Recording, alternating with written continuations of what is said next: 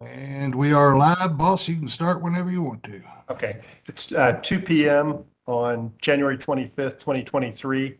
This is a special meeting of the City of Prospect City Council. The sole item of business is the consideration of a municipal order consenting to the adoption of investment policy for the city. In person in council chambers, we have Don Gibson, John Evans, David Holmes, Frank Fulcher. Via WebEx is Sarah Hines and City Attorney Chris Gorman. Councilman Don Grader was in Bowling Green attending the Kentucky League of Cities Academy for city officials. And he asked if he should attend the academy or this meeting, and I told him by all means to attend the academy, so he is doing that. So at this point, I'll call the meeting to order. The floor is open for a motion to approve the adoption of Municipal Order 1. Do I hear? Moved. Second. Okay, Councilman Fulcher moved the adoption of the order. Mayor Evans seconded that motion. I'll make just a brief comment and then open the floor to discussion. The plan is to approve this policy, which will permit us to move forward with purchasing 3 CDs.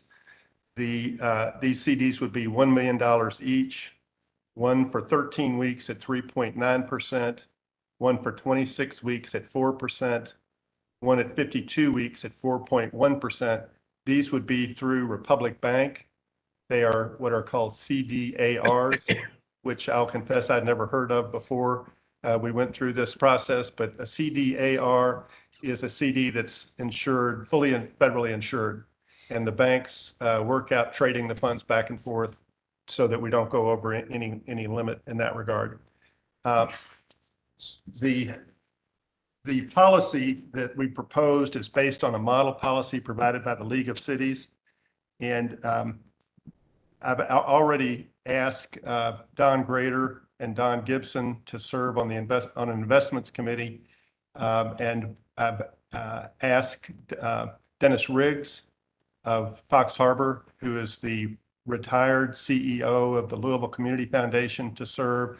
And he's indicated that he's honored to be asked, and he will serve.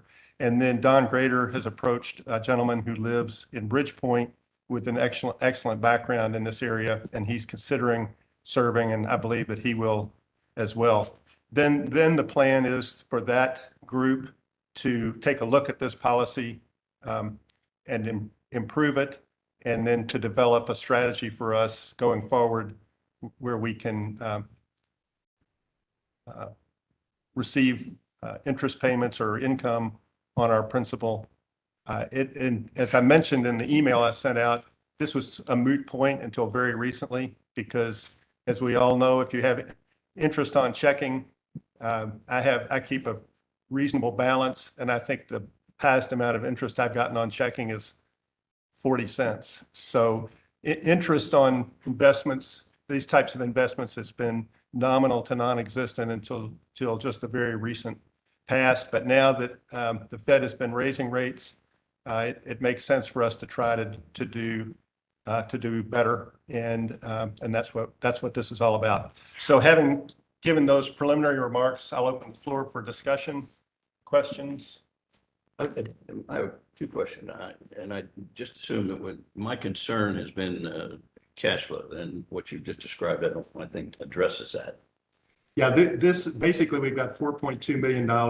We're required by ordinance to keep $1.8 million in reserve, and we've got $1 million plus ballpark in a sweep account, and that earns 1% interest. It was 0.5%, and Republic's raised it to 1%.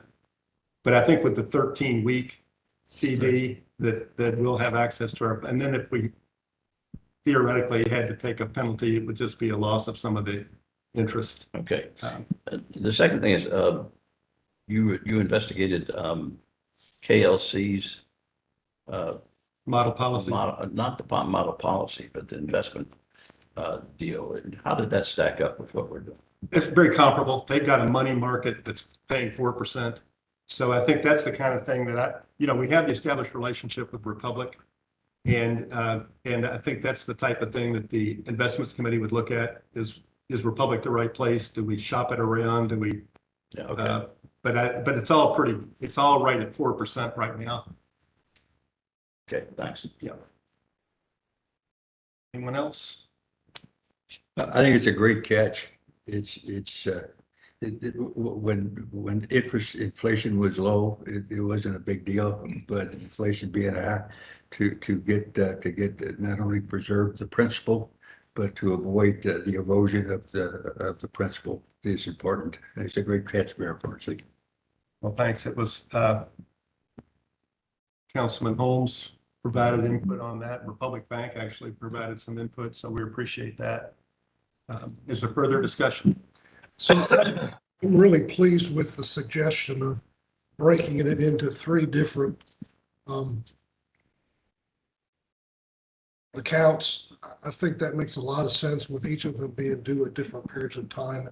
I think it's a very wise, smart investment, and I think Prospect should be happy with the change in the policy because it will generate some real money for us.